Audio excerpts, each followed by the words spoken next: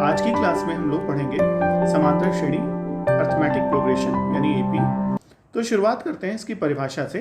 परिभाषा ये कहती है कि समांतर श्रेणी उन संख्याओं की एक सूची होती है जो संख्याएं जिसमें प्रत्येक पद अपने ठीक पहले पद में एक निश्चित संख्या को जोड़ने पर प्राप्त होता है। जैसे एक उदाहरण द्वारा समझें कि हमने लिया 2, 5, 8, 11, 14 एंड सो। अब यहाँ पर हम ये देख रहे हैं कि अगर पहली संख्या 2 है, इस 2 को ध्यान से देखें। इसमें अगर हम +3 कर देंगे तो हमें 5 मिल जाएगा। 5 में अगर +3 कर देंगे तो 8 आ जाएगा। 8 में +3 कर देंगे तो 11 आ जाएगा। 11 में +3 कर दें तो 14 आ जा रहा है। इसका मतलब हर एक पद अपने ठीक पहले वाले पद में 3 ऐड करने पर मिल जा रहा है। तो ये जो 3 निश्चित संख्या हो गई, इस निश्चित संख्या को हम लोग एपी का सार्व अंतर यानी कॉमन डिफरेंस कहते हैं, जिसे हम लोग स्मॉल d द्वारा प्रदर्शित करते हैं। तो ये एपी की परिभाषा है। अब ये आवश्यक नहीं है कि एपी में जो d यानी सार्वंतर आए वो हमेशा पॉजिटिव ही हो, ये नेगेटिव भी हो सकता है। उदाहरण स्वरूप अगर हम एक दूसरी एपी लें और उसमें हम पदों को इस प्रकार लिखें 17, 12, 5, 7, 2 एंड सो ऑन, इस तरह से लिख लेते हैं। अच्छा, अब अगर हम यहाँ पर ध्यान से देखें तो 17 में -5 ऐड करेंगे तब आपको 12 मिलेगा।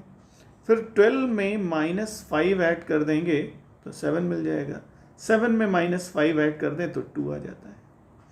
तो इस प्रकार से हम ये देख रहे हैं कि 17 प्लस -5 ये अगर इसमें ऐड कर देते हैं तो ये आ जाएगा 17 - 5 बराबर 12। तो इस प्रकार से हमें ये द्वितीय पद 12 मिल गया। फिर 12 में हमने -5 ऐड किया तो 7 आ जाएगा, और 7 में -5 ऐड किया तो 2, एंड इस तरह से हमें आगे के पद मिलते जाएंगे। तो यहाँ का जो सार्वंतर है वो हो गया -5। तो ये जो -5 है ये क्लियरली यहाँ से ये दिखाई पड़ रहा है कि ये -5 नेगेटिव है, जबकि इसके पहले वाली एपी में ये धनात्मक था। तो सार्वंतर का मान पॉजिटिव और नेगेटिव दोनों हो सकता है। आगे बढ़ते हैं और उदाहरण देखते हैं। तो अगर हमें ये पहचानना हो कि कोई दी हुई श्रेणी एपी है तो क्या करना होता है, तो हम एक जनरल सामान्य सी एक श्रेणी ले लेते हैं कि A1, A2, A3, A4 and so on. ये एपी है यदि क्या कंडीशन यहां पर बनती है, जरा ध्यान से देखें।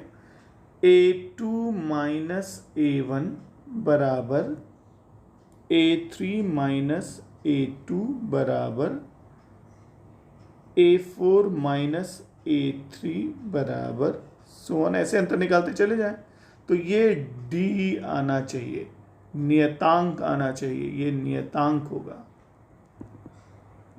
कांस्टेंट।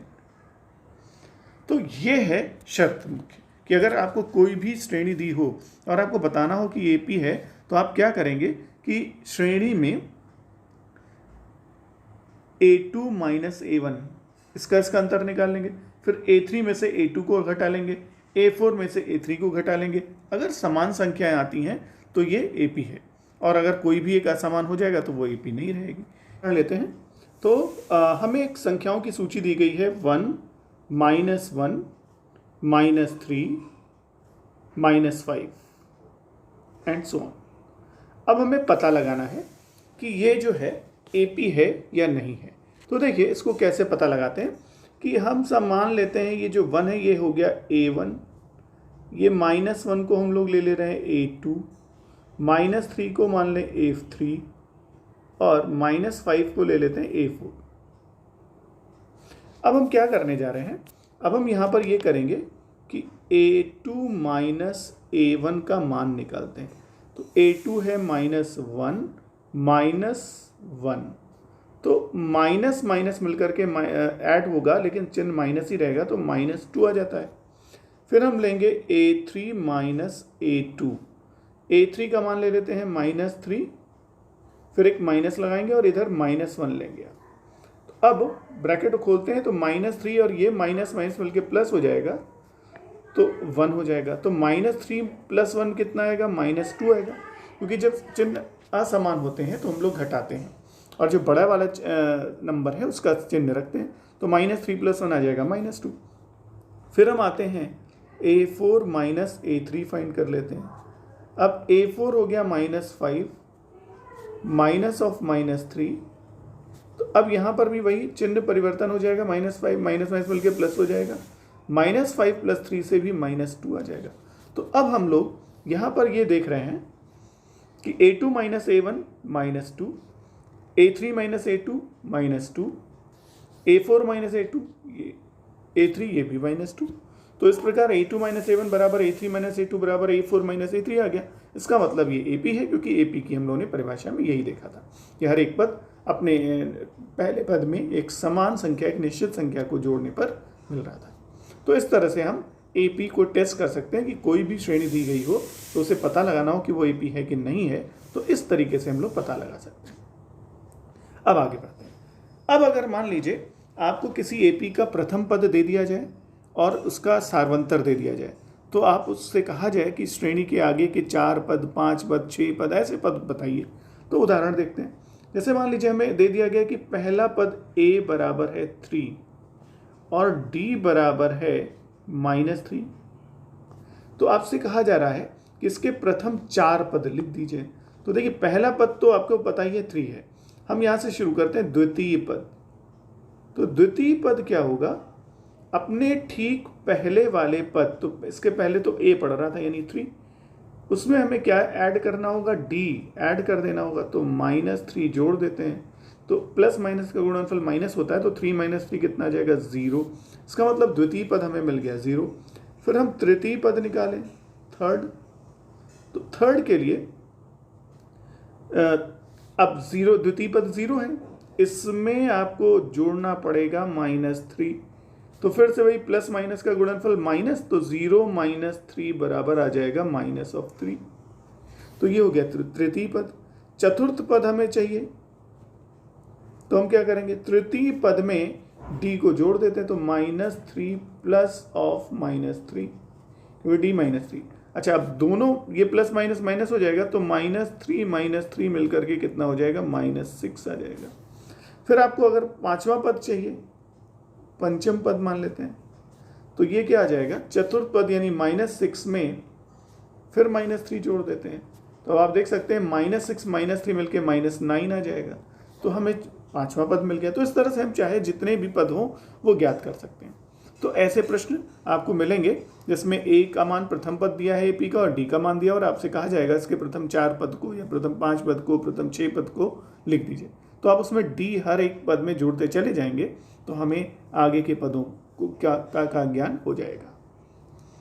अच्छा, अब इसके बाद प्रश्नों को हम लोग हल करते हैं, और अब प्रश्नावली 5.1 NCERT की हम लोग 5.1 को हल कर सकते हैं, जिसमें इन्होंने जो प्रश्न दे रखे हैं उसमें ये पहला प्रश्न दिया हुआ है कि पहला भाग दिया हुआ है कि प्रत्येक किलोमीटर के बाद टैक्सी का किराया, जबकि प्रथम किलोमीटर के लिए किराया 15 रुपये है और प्रत्येक अतिरिक्त किलोमीटर के लिए किराया 8 रुपये है। तो अब आपसे पूछा ये जा रहा है कि ये AP है कि नहीं है। तो आप ये देखिए यहाँ पर कि अगर मान लीजिए हमने 1 किलोमीटर की यात्रा करी तो हमें कितने रुपए खर्च करने पड़े? हमें 15 रुपये खर्च करने पड़े। अच्छा, फिर आगे बढ़ते हैं। अब मान लीजिए आपने 2 किलोमीटर की यात्रा कर दी, तो जब दूसरे किलोमीटर की आपने यात्रा करी तो आपको 8 रुपये और देने पड़े। तो 15 + 8 कितना आ गया? 23। अब आगे बढ़ते हैं। अब तीसरे मान लीजिए 3 किलोमीटर की आपने यात्रा करी, तो पहले किलोमीटर तक तो 15 रुपये आपने दिया, फिर दूसरे किलोमीटर में 8 रुपये बढ़ा करके तो 15 + 8 23 हो गया। अब तीसरे किलोमीटर के लिए हम लोग 8 रुपये और बढ़ा देते हैं 23 में, तो 23 + 8 कितना हो जाएगा? 31, 31 एंड सो ऑन। तो इस तरह से आप देख रहे हैं कि इसमें जो नंबर हमें इस नंबरों की सूची मिल रही है वो हमेशा अपने पहले पद में 8 ऐड करने के बाद मिल रही है, क्योंकि प्रश्न में दिया हुआ है। तो इस प्रकार से ये हम लोग क्या कहेंगे कि ये क्या है? AP है। इसलिए प्रश्न संख्या 1 का जो पहला पार्ट है वो AP ही है। तो ऐसे ही हम बाकी के भागों को भी हल कर सकते हैं और बता सकते हैं कि वो AP होगा या नहीं होगा। ठीक है, तो इस तरह से आप प्रश्नों को हल कर सकते हैं। फिर हम इसी तरह बाकी के पार्ट आप खुद से करिए, सेकंड, थर्ड और फोर्थ को करके देखिए, प्रॉब्लम हो तो पूछ सकते हैं आप। फिर आते हैं सेकंड पर। सेकंड में हमें A दिया हुआ है और सार्वंतर D दिया हुआ है, और आपको कई भाग इसमें दे रखे हैं, तो अभी तो हम लोगों ने कर ही लिया है इस तरह का उदाहरण, आप इसको आसानी से कर सकते हैं।